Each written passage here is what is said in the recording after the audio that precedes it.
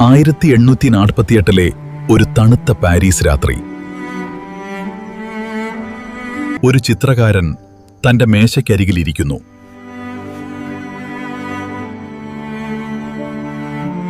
കൈകളിലൊരു തൂലിക, മനസ്സിലൊരു ലോകം, ഇനിയും ജനിക്കാത്ത, ഇനിയും കാണാത്തയൊരു ലോകം. ഒരു ജനത, ലക്ഷക്കണക്കിന് മനുഷ്യർ, എല്ലാവരും ഒരേ വഴിയിലൂടെ ഒരേ ലക്ഷ്യത്തിലേക്ക്. ആ വഴിയുടെ അറ്റത്ത് നിൽക്കുന്നു സ്വാതന്ത്ര്യത്തിന്റെ പ്രതിമ. ഒരു കൈയിൽ ജ്ഞാനത്തിന്റെ പന്തം, മറ്റേ കൈയിൽ മനുഷ്യാവകാശങ്ങളുടെ ചാർട്ടർ. നിലത്ത് ചിതറിക്കിടക്കുന്നു തകർന്ന കിരീടങ്ങൾ, പൊടിഞ്ഞ ചങ്ങലകൾ. അതിന്റെ മേലെ ചവിട്ടിയാണ് ആ ജനത മുന്നോട്ട് നടക്കുന്നത്. മുന്നിൽ നടക്കുന്നത് അമേരിക്കയും സ്വിറ്റ്സർലൻഡും. ഇതിനകം സ്വാതന്ത്ര്യം നേടിയവർ. അവരുടെ പിന്നാലെ ലോകത്തിലെ മറ്റ് രാജ്യങ്ങൾ ഒന്നൊന്നായി നിരന്നു നടക്കുന്നു. സ്വാതന്ത്ര്യത്തിന്റെ പ്രതീകത്തെ ബഹുമാനത്തോടെ മറികടക്കാൻ അവർ ശ്രമിക്കുന്നു.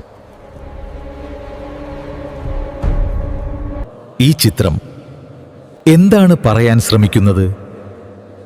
ഈ സൃഷ്ടിയുടെ പിന്നിൽ നിൽക്കുന്ന കലാകാരൻ ആരാണ്?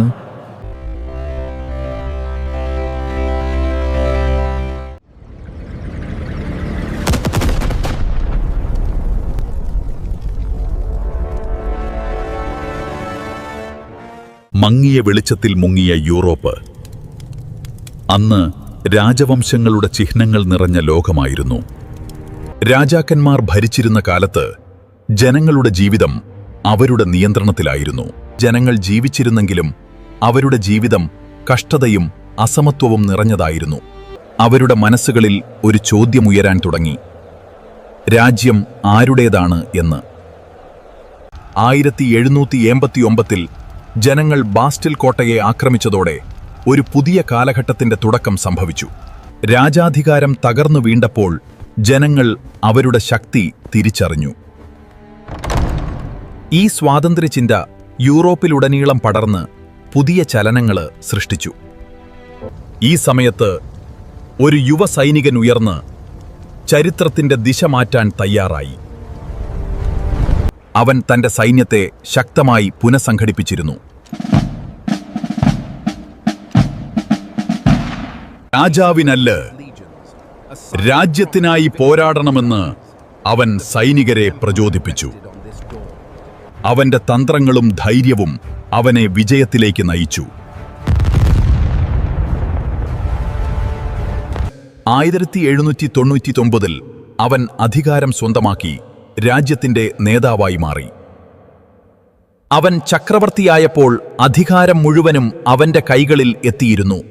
നിയമങ്ങളും മാറ്റങ്ങളും സമൂഹത്തെ പുതിയ രീതിയിൽ രൂപപ്പെടുത്തി.